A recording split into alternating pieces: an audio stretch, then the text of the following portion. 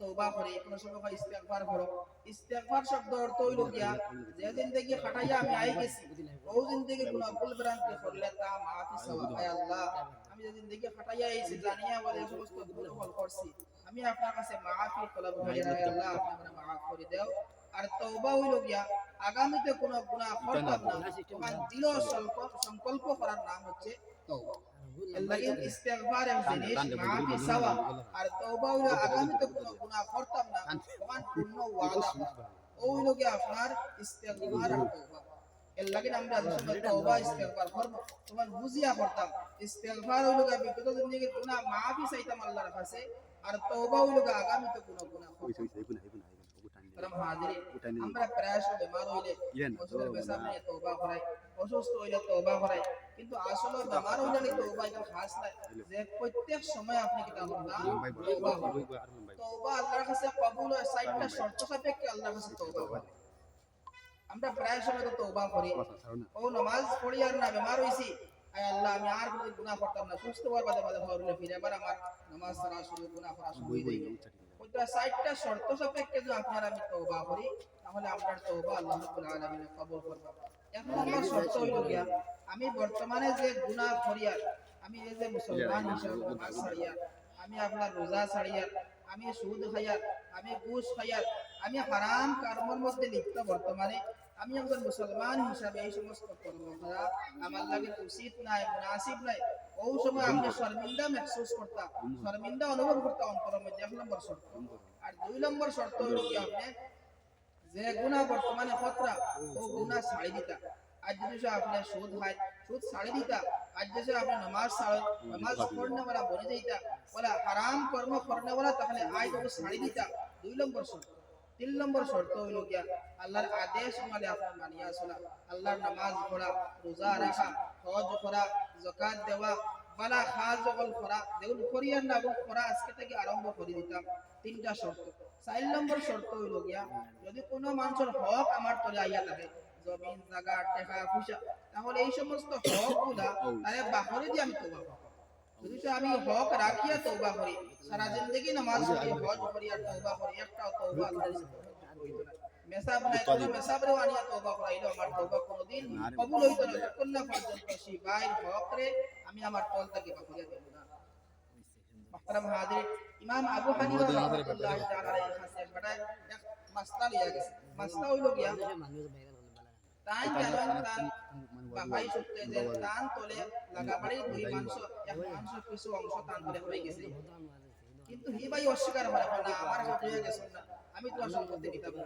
এই বেটা হয় দিত, এই বেটা নেয় না, পুরো বেঘরে ফাঁসিছে। এই বেটা এখন খাইতো জানি বুঝে অন্য হক খাইতো, বেটা আল্লাহ ওয়ালা বেটা, এই বেটায় দাওয়াত লাগে, এই বেটায় নেয় না। বেটা আমি জানি না, তোমার কাছে কোনো কাগজ কাগজ নাই, তোমার সম্পত্তি আমি খাইতাম না। যাই হোক, ও মাসলা আবু হানিফার বাড়িতে গেলাম। আবু হানিফা এই সময় আসলা গোসলের মধ্যে, তাই সেই আপনার দিকে রওনা দিলাম। আবু হানিফা গোসল শেষ করিয়া একটা ফল সরিয়া উঠাই, ওই সময় বেটায় কতর মধ্যে মোকাবেলা হইলো। ইয়া বলে হুজুর একটা মাসলা জিকার করতাম, মাসলা বড় জটিল মাসলা, তো তাই কইলাম এই সমস্ত বলে দিয়া তো লম্বা মাসলা, জায়গার মধ্যে বসিয়া কিছু আলোচনা করি। ও রাস্তার এক ফটার মধ্যে বইলা আবু হানিফার কাছে আসা একটা কলসি আসলো, এই কলসিটা মাটিতে রাখেন না তাই। তখন এই সমস্ত বলে হুজুর আলোচনা বাক্কা লম্বা, আপনি কলসিটা মাটিতে রাখি আমরা ধীরে স্থির আলোচনা করি।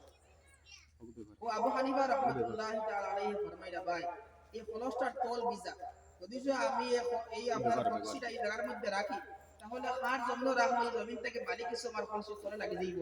যদি আমি কলসির তলে বালি লাগিয়া আমি আবু হানিফার বাড়িতে অন্য বেটার বালি যাই গিয়া, কিয়ামতের দিন আল্লাহ পাক আমার প্রশ্ন করবে, আবু হানিফা তোমার কলসির তলে হইয়া অমুকের বালি আই গেছে, কাজেই আমি ছুটতাম পারতাম না ভরিয়া আমি কলসি মাটিতে রাখি আর না। ওই সময় শখস কইলা হুজুর আমার যে প্রশ্ন নিয়ে আপনার কাছে আইছিলাম, প্রশ্নের জবাব আমি পাই নাইছি, মাসলার আনসার আমি পাই নাইছি।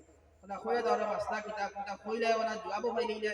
ও জি না, আমি তো অন্যর একটা হক রে খাইয়া জানি বুঝিয়া, আর আপনি অন্য এক জায়গার মধ্যে কলসি রাখতরা না তার হকর ধরে, তাহলে আমার লাগি জরুরি হইল এই সমস্ত সম্পত্তি বাকিয়া দেওয়া। মাত বুঝা গেছে নি?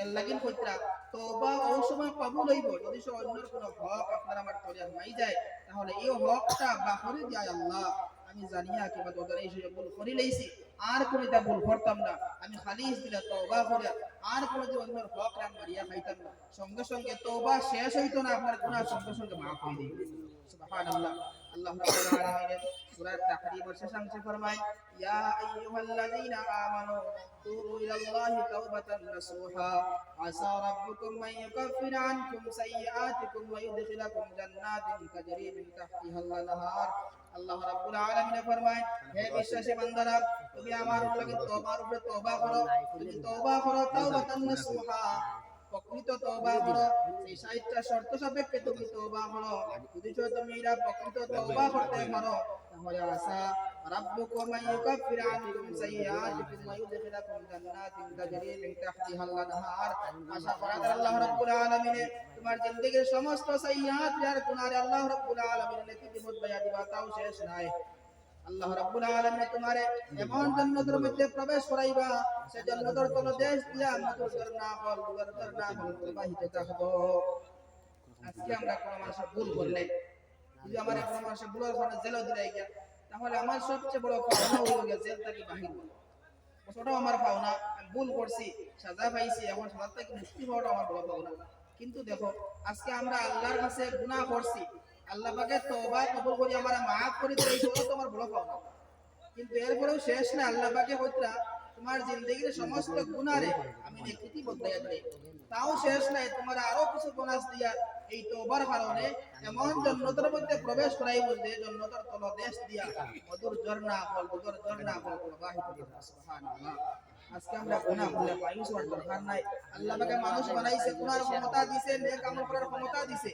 আল্লাহকে সুবর্ণ সুযোগ আমরা পালিশ দিলে তওবা করি আল্লাহর কাছে তওবা করতে শেষ হইতো না গুনাহ মাফ হয়ে যাবে সুবহানাল্লাহ মুহতারাম হাজিরিন বনি ইসরায়েলের এক শখস যে মানুষে এক নাই দুই নাই তিন নাই প্রায় 99 জন মানুষ সে অন্যায় ভাবে হত্যা করছে একদিন মনে ডরাইলো ভাই আমি কিতা করি আর একদিন তো আমি দুনিয়া ছাড়িয়া কবর প্রবেশ করা লাগবো ওই সময় এই শখস আলিমর দ্বারস্থ দিয়া কইরা ভাই আমার কোন তওবার দরজা খোলা আছে নি তখন তাই কইরা অত বড় পাপিষ্ট আল্লাহ বলে কোনো maaf করে দিতা নাই তখন তার মনে আইলো যখন maaf করে দিতা নাই তাহলে তোমার যে সব উড়াইলিয়া লগে লগে তার ওয়ার বাকরি আলিম সাহেব আপনার হত্যা করে লইছে এরপর ডরাইলো হায় রে হায় আমি কিতা করি আর এই দিন তো দুনিয়া ছাড়িয়া আমি কবর যাওয়া লাগবো তখন তাই আরেক আলিমের কাছে গিয়া কইরা ভাই আমার কোনো তওবার দরজা খোলা আসেনি আমি তো এক নাই দুই নাই তিন নাই প্রায় 100 জন মানুষ অন্যায়ভাবে হত্যা করছি তখন আলিম সাহেব কইলা হ্যাঁ